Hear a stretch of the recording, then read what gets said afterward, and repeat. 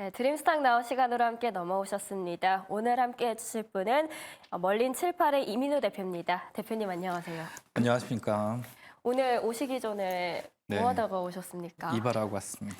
오늘 근데 확실히 일주일 마무리하는 이제 네, 금요일이다 보니까 많은 분들이 머리를 하시나 봐요. 저희 카메라 감독님께서도 네. 바리깡으로 머리를 밀고 그래요? 오셨더라고요. 네, 잘 어울리시네요. 네, 오늘 이제 마무리하는 일주일이니까 한 주도 네. 어땠는지 한번 보도록 할게요. 네. S&P 500이 사상 최고치를 경신하면서 행진을 이어가고 있습니다. 네. 한 2021년 11월 이후 이렇게 긴 경신은 처음인 것 같습니다. 예, 그렇죠. 뭐 제가 작년 같은 경우는 뭐 다른 데 가서 설명회 같은 경우 할 때 이게 이제 전고점을 뚫고 나면 그 다음에 이제 하락할 가능성이 되게 높다 이렇게 말씀드렸는데 그걸 좀 수정해서 전고점을 터치하고 그리고 좀 더 갈 것 같다 이렇게 말씀을 좀 드릴 수가 있겠는데 사실 S&P 500 이전에 나스닥 100이 뭐 지난주에 한번 뭐 최고치를 경신을 했었죠. 그리고 또 이번 주 월요일 그러니까 이제 이번 주에도 그 다우존스 지수가 이제 최고점을 경신을 하면서 어떻게 보면 이제 3대 지수의 나스닥 전체를 빼놓고는 다 최고치를 역사상 최고치를 경신하는 그런 모습을 보이고 있습니다. 이게 뭐 어떻게 보면 이제 닷컴 버블 이전처럼 새로운 어떤 그 산업혁명의 그런 일환으로 커지는 것이냐 아니면 거품이냐 이런 어떤 두려움 같은 게 이제 같이 뭐 섞여져 있는 것 같은데 일단 이제 굉장히 강한 추세고 이게 쉽게 꺼질 것 같지는 않은 그런 느낌이 좀 들고 있습니다. 네, 쉽게 꺼질 것 같지 않다라고 하셨습니다. 그래서 그런지 뉴욕 월가 애널리스트들도 요새 골디락스에 대한 기대감이 한껏 커지고 있는 것 같아요. 예, 그렇습니다. 뭐 모든 걸 가지고 있다 보니까 미국 같은 경우는 아무래도 다른 나라랑 좀 차별이 많이 되는데 오늘 드릴 말씀도 좀 그거 관계가 좀 되고요. 그리고 사실 뭐 지금 전일 그 어저께 그 미국 그 이제 증시를 좀 뭐 간략하게 요약해서 말씀드리면 말씀하신 대로 그 최고점을 기록한 S&P 500뿐만 아니고 뭐 나스닥도 다우지수도 그렇게 큰 폭의 상승은 보이지 않았지만 강한 모습을 다 보였어요 전반적으로. 근데 이게 전반적으로 큰 폭의 상승이 아니어도 이런 모습을 보였다는 건 계속된 상승이에도 불구하고 뭐 시장이 상승에 좀 두려워하지 않는다, 상승에 지치지 않는다 이런 모습을 좀 보였다는 게 이제 큰 의미를 좀 들 수 있을 것 같습니다. 골디락스에 대한 기대가 커지면서도 한편으로는 소비자 지출이 곧 냉각될 것이다라는 경고 또한 나오고 있습니다. 미국 4대 은행의 지난해 신용카드 소비 이 규모가 전년도에 비해서는 물론 증가를 했는데 찾아보니까 카드 이용자들이 돈을 갚는 데 걸리는 시간이 오히려 더 길어지고 있다 합니다. 네. 여기에 대해서는 어떤 시각으로 바라봐야 될까요? 네, 지난 가을인가요? 그때 네. 제가 이제 그 연체율, 예, 지방은행에 대한 연체율, 그리고 말씀하신 그 카드 사용자들의 그 연체율, 그걸 가지고 왔었는데, 아직까지는 안심해도 되는데, 그게 뭐 이제 금융위기 이전이나 그 이전 같은 어떤 시점이 좀 되면 이걸 좀 경계해서 봐야 된다, 이렇게 말씀을 좀 드렸었잖아요. 네. 아직 거기까지는 오지는 않고 있고, 그런 리포트가 나오는 한편에는 뭐 비자 같은 그런 결제, 예, 그런 그 이제 은행 그 금융주들이 추천되는 그런 상황이라고 볼 수가 있어서 소비 여력이 꺼지는 건 아마 1분기는 좀 지나야 되지 않을까 이런 생각을 좀 하고요. 그렇다고 해서 뭐 소비가 계속 활성화된다 이렇게 좀 보기는 어렵지만 일단 고용 시장의 어떤 그 이 뭐 부인난이 조금 지속이 되고 있는 상황에서는 소비 여력은 조금 더 남아 있다 이렇게 좀 판단할 수 있겠죠.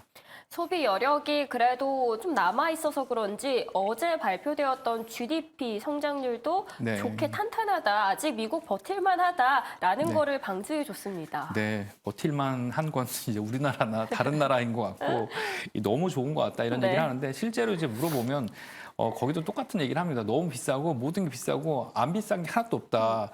그렇게 얘기를 하는데 넌 연봉도 올랐잖아. 그러면 뭐 그런 얘기는 하지 않더라고요. 근데 이게 이제 모든 게 다 올랐고 연봉도 올랐고 뭐 그런데 집값도 사상 최고가고 뭐 물가도 사상 최고가입니다. 그런데도 사람들이 이제 지출을 줄이지 않는 걸로 봐서는 이게 이제 소비가 견인하는 미국 경기 상당 부분을 그 이제 그 지탱하고 있는 소비 부분은 꺼지지 않고 있다. 이렇게 좀 볼 수 있고요. 또 사실 투자자 이게 부의 효과라는 게 있잖아요. 뭐 이제 부동산이나 그 자기가 가지고 있는 주식이나 이런 자산들이 상승하면 거기서 오는 부가치나 뭐 거기서 오는 걸 가지고 더 지출이 늘어나게 되는 그런 효과를 볼 수가 있겠는데 전 세계에서 뭐 연기금이나 아니면 기관 투자자거나 사실 뭐 저나 뭐 테슬라의 대주주인 우리 시청자 여러분들 그런 경우도 사실 지금 투자를 한다 그러면 국내 주식보다는 뭐 미국 주식을 선택하는 경우가 더 많다 보니까 아무래도 미국 주식이 이렇게 올라가는 그런 효과도 소비 시장에서는 좀 더 반영이 됐다 이렇게 좀 볼 수가 있겠죠. 그럼 과연 연준은 이걸 어떻게 바라보고 있을지가 전 가장 궁금하거든요. 네. FOMC도 다가오고 있는데 과연 이걸 본 연준 위원들은 어떤 입장을 취할 것이며 네. 파월은 이걸 보면서 과연 파월의 입에서는 무슨 말이 나올까? 네. 전 너무 기대가 돼요. 네, 연준이 일단 이런 시장을 경제 지표를 어떻게 볼까는 뭐 좋게 볼 거라고 생각을 하고요. 좋게 보니까 안 좋은 얘기를 할 것 같아요. 오히려. 예, 근데 이제 이게 경고성 얘기를 좀 할 것 같은데 뭐 항상 이 과열이다, 지나치다 이런 얘기를 해왔던 것처럼 밋밋한 그런 연준의 이번 FOMC가 좀 될 것 같은 그런 모습인데 사실 금리 쉽게 내리지 않을 것 같다 뭐 이런 얘기는 똑같이 할 것 같고 그리고 뭐 그 시장의 노동시장이 뭐 조금씩 과열 국면이 식어가고 있다 이런 얘기를 하면서 자기들 정책이 그나마 성공하고 있다 이런 것들을 이제 어필을 하는 그런 모습이 좀 될 것 같아요. 전반적으로 봤을 때 이제 어제 나온 게 3.3%고 그 지난 3분기는 4.9%였으니까 그래도 많이 내려간 편이지만 그래도 그 전반적으로 봤을 때 뭐 G20 국가 아니면 그 G7 국가 이런 선진국에서 이 정도 경제 성장률이 나오고 물가 상승률은 3%뭐 초반까지 내려가는 국가는 사실 없다고 볼 수가 있는데 그렇다면 이제 미국 같은 경우는 경기가 뭐 상당히 좋고 그리고 여기서 관리해야 되는 건 이제 국가 부채 문제만 남았다고 좀 볼 수가 있겠죠. 그러니까 금리 조정 같은 건 당분간 없고 이 자산 시장이 약간 좀 더 냉각하는 모습 그리고 고용 시장이 약간 더 이 과열 구멍에서 완전히 벗어나는 모습이 될 때까지는 이제 금리 정책, 통화 정책에 대한 변화는 없을 것이다. 뭐 이 정도의 얘기를 하지 않을까 그렇게 생각해 봅니다.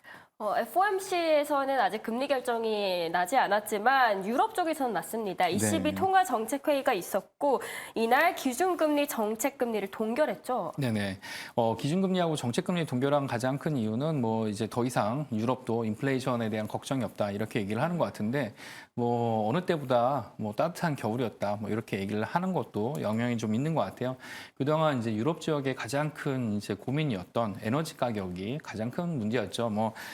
그게 완전히 어떻게 보면 이제 언론에서 그런 것만 좀 달아온 그런 부분이 있긴 한데 뭐 독일 같은 경우는 뭐 너무 기름값, 가스값이 비싸니까 뭐 문짝이나 뭐 복도를 떼서 그 땔감을 준비했다 지지난 겨울엔 뭐 이런 얘기까지 나왔는데 사실 이제 그 PNG에서 LNG로 좀 전환되는 그런 국면도 있고 그리고 또 그 이제 폭설이 내리거나 뭐 한파가 일시적으로 찾아온 지역을 제외하고는 그리고 그 이제 전반적으로 따뜻한 겨울을 나고 있기 때문에 에너지 부분으로 견인됐던 그런 부분 그 이제 인플레이션은 약간 좀 그 시장에 작용을 하지는 않는 것 같아요. 그런 부분에서의 자신감이 좀 온 것 같고 그리고 또 공급망도 많이 해소가 됐기 때문에 외부에서 어떤 그 제조품, 공산품을 이제 의지하던 유럽 국가들 같은 경우는 그 부분에서의 어떤 인플레이션의 초과적인 그런 추가 견인 요소는 없다 이렇게 보고 이 부분에 대해서 자신감을 좀 갖는다고 좀 볼 수가 있겠습니다. 자신감을 드러낸 ECB입니다. 예, FOMC를 앞두고 이제 금리 동향에 대한 이런저런 이야기들이 있는데 금리 인하에 대한 이야기가 조금씩 사그라들다 보니까 오히려 장기 금리가 더 가파르게 올라가고 있습니다. 예, 그렇죠. 지난번에 작년에 이제 한 번 더 금리를 올릴지도 모른다고 얘기를 했었는데 뭐 금리를 올리지 않을 수밖에 없었던 거는 이제 가장 큰 도움을 줬던 건 이제 장기물이 굉장히 높게 올라갔던 그런 요인이 있었잖아요. 근데 금리를 이제 올리지 않고 그러니까 내리지 않고 이 정도 금리를 가져갔다고 하니까 이게 뭐 3월 달에 내린다는 의견이 뭐 70포인트에서 80포인트 뭐 많이 높을 때는 90포인트 가까이 갔다가 이제 계속 내려오고 있죠. 예, 그런데 이제 그러다 보니까 뭐 장기물 같은 경우가 이제 좀 금리가 다시 올라가는 튀는 모습을 보이고 있는데 어제 같은 경우는 그 10년물이 이제 4.12%, 2년물은 뭐 4.3% 그렇게 큰 변화가 없었는데 10년물이 4.12니까 뭐 3% 후반대까지 찍었다가 다시 올라오는 모습인데 이게 금리 결정을 하는 거가 이제 거의 결정이 났기 때문에 분위기를 뭐 봤기 때문에 사실상 여기서 그렇게 큰 변동은 없을 거라고 좀 봅니다. 당분간은. 그렇다 보니까 시장에 이렇게 뭐 그 금리와 관계된 주식시장을 움직일 수 있는 요인은 별로 없다고 좀 볼 수가 있고 이렇게 뭐 이 정도 금리를 예상하고 있는 그런 범위 내에서 움직이다 보니까 이것도 어떻게 보면 주식시장에 그 긍정적 영향을 좀 주고 있는 거죠. 그렇다 보니까 큰 변화가 없으니까 달러 인덱스도 사실 그렇게 큰 변화가 없이 뭐 103포인트 정도로 뭐 큰 변화 없이 그냥 뭐 그 안정적인 모습을 좀 보이고 있습니다. 지금 국제 유가가 2달 만에 최고치를 찍으면서 다시 한번 상승 조짐을 보이고 있습니다. 중동의 지정 확정의 리스크가 장기화될 수 있다라는 전망 속에서 그럼 공급에 대한 우려가 다시 되살아난 건데 네. 국제 유가의 흐름은 어떻게 보십니까? 일단 국제 유가 흐름 뭐 미국이 원하는 만큼 지금 뽑아내고 있기 때문에 뭐 저랑 방송하시면서 이제 잘 아시잖아요. 제1의 산유국은 미국이다. 예, 미국이다. 뭐 2등, 3등 사우디랑 뭐 러시아가 합쳐도 미국을 따라갈 수 없을 만큼 이제 많이 올라왔다. 이런 부분이 좀 작용을 하고 있는데 국제 유가가 사실 이제 70불에서 80불 사이는 높은 유가라고 할 수 없고 그냥 뭐 균형 유가 정도로 볼 수가 있겠는데 70불 초반까지 내려갔던 건 공급이 너무 과잉됐다. 이런 국면이 좀 있었던 것 같고요. 사실 이게 그 중요한 거는 시장에서 중요한 거는 우리나라 같이 이제 원유가 안 나는 국가나 뭐 유럽 지역 같은 경우에서 작용을 할 텐데 이게 추세적으로 계속 올라갈 것인가, 뭐 지정학적 요인이 계속 문제가 될 것인가, 이건 좀 아니라고 봅니다. 근데 이제 알았을 거예요. 오펙 산유국들도 자기들이 이제 뭐 그러니까 이제 생산량을 좀 줄이면서 가격을 올리려고 한다고 해도 시장 교란이 전혀 되지 않고 통제력을 잃었다는 걸 알기 때문에 어느 정도 올라가다가 그 선이 좀 멈춰질 거라고 보여지고 또 하나는 러시아가 뭐 정유시설, 원유시설이 이제 뭐 피격을 당했다. 그래서 좀 문제가 생겼다고 하는데 러시아 원유를 공식적으로 사용할 수 있는 국가가 거의 없습니다. 그러니까 뭐 인도나 중국을 제외하고는 러시아 원유를 공급받는 곳이 그렇게 많지 않기 때문에 이 시장 전체에서 영향은 좀 없고 그동안 많이 낮았던 그 70불대 초반의 그 원유가 낮았던 거에 대해서 반발하는 그런 영향도 좀 있어서 이걸 핑계로 사실 뭐 중국이 뭐 지준율 뭐 0.5% 내려서 뭐 어떻게 보면 이제 경기를 부양한다고 하는데 푼 돈이 그 겨우 188조 원입니다. 이제 중국 같은 큰 규모에서. 근데 그런 거 가지고 원유 시장을 흔들 수는 없을 것 같고 이 정도는 너무 많이 낮았기 때문에 약간 더 그거에 대한 영향이라고 좀 볼 수가 있겠죠.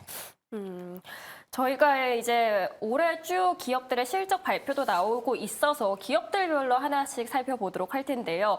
올해는 반도체의 해로 좀 시작을 했습니다. 네. AI와 반도체 이렇게 시작을 하고 있었는데 인텔의 실적이 발표가 됐는데 최근에 뭐 반도체 쪽이 좋아서 인텔도 나쁘지 않게 꽤 흘러가겠다라고 예상을 네. 전 했었거든요. 네.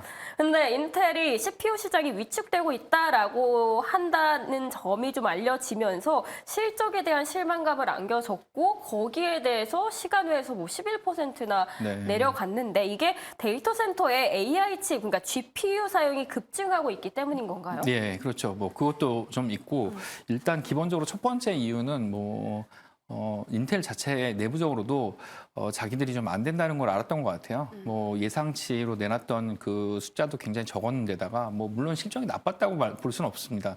근데 사실 이런 기업들은 성장성이 좀 그 담보가 돼야 되는데 이게 성장성이 담보가 되지 않고 그냥 그 옆으로 성장하지 않고 가게 되면 이익이 나더라도 그 기업에 대해서 더 이상 투자하지 않고 성장이 되는 기업들을 투자하겠죠. 근데 이런 반도체에서 그 지금 추세는 뭐 지금 아까 전에 이제 그 테스터가 얘기하셨을 때 샘 알트먼이 네. 이제 온다고 이제 그거는 어떻게 보면 소프트웨어에 맞춰서 그 반도체 칩을 만들게 되기 때문에 종합 반도체 회사나 범용 반도체 회사는 소프트웨어에 맞춰가는 그런 시대로 접어드는 그런 상황에서 인텔이 과연 여기서 새로운 어떻게 보면 모멘텀을 만들 수 있는 내부적 기술이 있는가 이거는 좀 미지수입니다. 그러니까 그동안 돈이 없어갖고 뭐 이런 그 어떻게 보면 이제 그 팹리스 이런 쪽으로 아니면 파운드리로 자기들이 갈 수가 있는가 이런 걸 검토를 했는데 뭐 될 수가 없다 뭐 이런 얘기가 나오고 뭐 그랬었는데 사실상 뭐 이 시장이 그 인텔이 점유하고 있는 이 시장이 완전 사라지진 않겠지만 새로운 시장에 대처할 수 있는 능력이 있는가 이거는 좀 미지수라고 좀 볼 수가 있고 아마 시장은 그거에 대해서 반응했다 이렇게 볼 수가 있겠죠. 그러면 인텔의 실적을 보고 우리가 AI에 대해서 너무 과하게 평가한 건 아닌가라고 한편으로는 생각이 들던데 대표님께서는 어떻게 보셨나요? 네, 과하게 평가가 되고 있는지는 아닌지는 지나가 봐야 될 것 같아요. 이게 거품인지 아닌지 이거에 대한 논란이 계속 있을 것 같은데 사실 뭐 그런 거죠. 그 예전에 뭐 샘 알트만이 한국에 와서 삼성 반도체 공장을 둘러본다 뭐 이렇게 얘기를 하는데 대략 한 40년쯤 전에 스티브 잡스가 한국에 와서 삼성의 이병철 회장을 만난 적이 있습니다. 그래갖고 이병철 회장이 스티브 잡스를 보고 훌륭한 젊은이구만 뭐 이런 얘기를 하면서 크게 될 것 같다.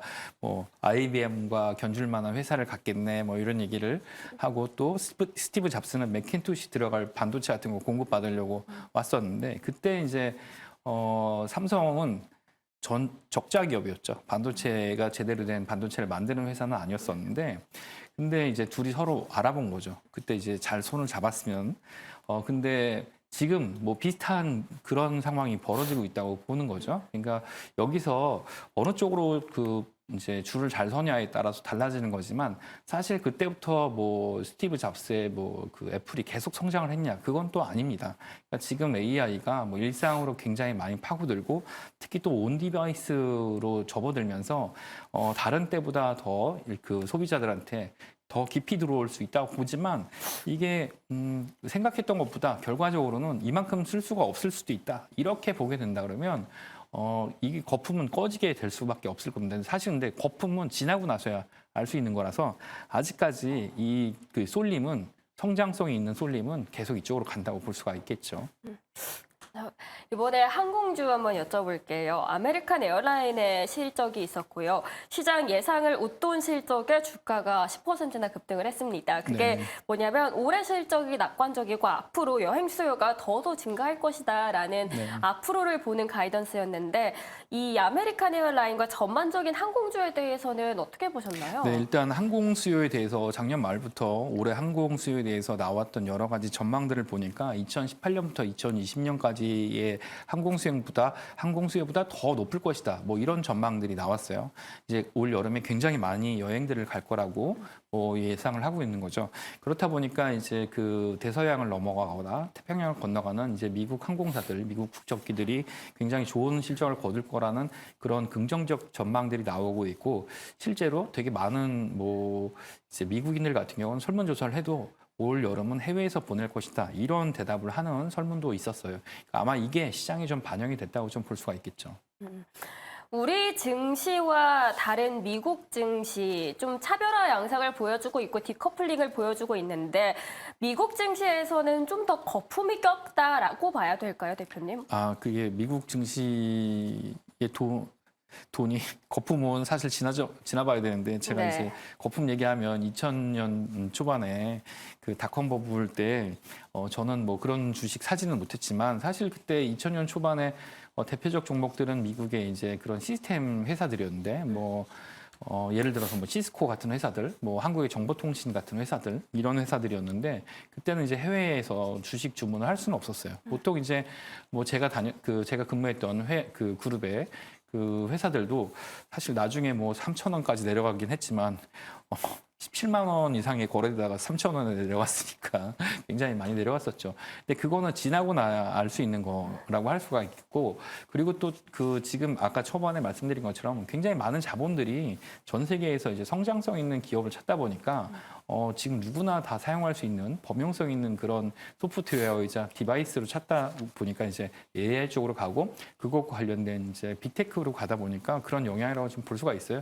예, 거품이 끼고 있는 건 맞는데 그렇다고 해서 다른 우리나라 시장은 거품이 아니고 뭐 미국이 그 절대적으로 거품이다 이렇게 말씀 좀 드릴 수는 없고 시장의 특성상 우리나라 산업 구조의 특성상 어쩔 수가 없다 이렇게 볼 수가 있겠죠. 미국의 이런 상승세 앞으로 끝까지 계속해서 몇 달 동안은 유지가 될 수 있을까요? 몇 달 딱 갈 수 있는지 맞출 수 있으면 정말 좋겠는데 네. 저는 항상 이제 분기 단위, 길어야 분기 단위로 말씀드리고 그래서 뭐 저는 그래도 약간 좀 적중률이 좀 높은 편이라고 말씀을 좀 드릴 수가 있는 거는 짧게 보기 때문에 네. 짧게 보고 짧게 먹고 짧게 나오고 이런 거라서 말씀 좀 드릴 수가 있는데 사실 연말까지 갈 수 있는지는 모르겠습니다만 전반적인 상황을 봤을 때 뭐 재정 적자가 엄청 심한 상황에서도 불구하고 선거를 앞두고 돈을 많이 풀고 있는 그런 정치적 상황 그리고 또 뭐 신규 기술에 대한 그 투자가 계속 몰리고 있는 그런 상황 이런 걸로 봤을 때는 아무래도 뭐 시장은 계속 좀 좋은 모습을 당분간은 볼 수가 있는데 근데 다만 너무나 급하게 올라온 측면 일부 섹터에 몰려서 그것 때문에 기술적 조정이나 뭐 그런 조정이 있을 수는 있다고 볼 수가 있겠죠. 마지막으로 테슬라 여쭤보고 마치도록 하겠습니다. 테슬라에 대해서 걱정하시는 분들 많은데요. 이게 오히려 매수의 기회가 될 수 있을까요? 아니면은 네. 좀 지켜보는 타이밍이 좋을까요? 네, 테슬라 제가 한 220불부터 말씀드려갖고 네. 지금 한 40불 빠졌으니까 한 20포인트 넘게 지금 하락을 했는데 이게 지금 그 가격이 엄청 내려왔어요. 근데 지금 이 표 보시면 뭐 이제 이게 예상보다 대부분 다 낮은 그런 모습을 보이고 있는데 여기서 하나 눈여겨볼 거는 이제 그로스 마진, 총 마진 그 총 영업이익을 한번 좀 보셨으면 좋겠어요. 그래도 뭐 예상보다 못 미쳤다 이렇게 해도 17%가 넘습니다. 근데 이 주가의 흐름을 보면 이게 작년 그 상반기까지 내려온 그런 모습인데 그러면 작년 상반기랑 지금이랑 뭐 영업이익이나 뭐 이런 것들이 같냐? 이것도 좀 다르다고 볼 수가 있는데 이게 테슬라가 지금까지 차를 팔면서 벌어온 그 이제 차량 판매에서 벌어온 수익인데 이 그 초록색 그러니까 하늘색 부분이 차량 판매 부분이고 나머지 그 특히 이제 노란색 부분이 증가하고 있는데 이게 에너지 부분입니다. 전기 충전기하고 그 에너지 이제 뭐 스토리지 요거 부분인데 이게 약간씩 늘어나고 있는 부분이 있어요. 근데 더 이제 우리가 잊고 있는 부분이 하나 있는데 테슬라는 돈을 버는 회사가 아니었어요. 예, 테슬라가 보면 돈을 언제부터 벌었냐면 2020년부터 돈을 벌었습니다. 2020년부터 돈을 벌었는데 그 이전에 2020년부터 돈을 벌었던 것도 차를 팔아서 돈을 번 게 아니고 탄소 배출권을 팔아서 돈을 벌었고요. 그 이후에는 코인으로 돈을 벌었고 예, 재작년부터 이제 돈을 제대로 차를 팔아서 돈을 벌기 시작했습니다. 근데 테슬라의 그 우리가 보통 뭐 주가를 뭐 평가하고 그럴 때 제일 많이 쓰는 걸로 뭐 PER 얘기하잖아요. PER 그 테슬라가 이제 55, 56 정도가 되는 것 같은데 우리나라의 그 현대차는 PER이 4.5배입니다. 예, 저 현대차 주주로서 참 네. 근데 뭐 넘버원 그 제조업체인 토요다는 10배입니다. PER이. 그런데 이렇게 못 받고 있죠. 평가를. 근데 가장 큰 이유는 이만큼의 이익이 안 나는 게 토요다가 차를 한 대 팔 때 그 평균적으로 1,400불의 이익, 그리고 현대차가 팔 때 1,500불의 이익. 테슬라는 2022년 기준으로 9,000불의 가격이 내려와서 7,000불. 지금 한 대 팔 때마다 7,000불씩 이익을 내고 있는 상황이니까 이게 판매량이 급격하게 줄지만 않다면 이 이익을 보장할 수는 없겠죠. 뭐 아시다시피 지금 전기차를 팔아서 이익을 내는 회사가 딱 2개 있죠. 네, BYD하고 테슬라. 그렇다 보니까 테슬라가 저평가돼서 지금 매수 타이밍이다 이렇게 말씀드리기는 좀 그렇게 말씀드리는 그런 측면에서 말씀드리기는 어렵지만 테슬라가 그렇다고 해서 여기서부터 계속 내리막길이냐 그렇지는 않다고 볼 수 있고요. 돈을 벌기 시작한 걸로 봤을 때는 지금부터 뭐 전기차가 아예 없어지지는 않을 테니까 지금부터 사도 뭐 나쁜 타이밍은 아니다고 말씀 좀 드릴 수 있겠습니다. 네, 테슬라 경쟁사들 대비해서는 상당히 앞서고 있는 건 사실이다라고 말씀을 해주셨습니다. 매수 타이밍은 여러 가지 복합적인 이유를 다 고려를 하셔서 타이밍 잡아보시면 좋을 것 같습니다. 오늘 함께해 주신 분은 멀린 78의 이민우 대표였습니다. 대표님 잘 들었습니다.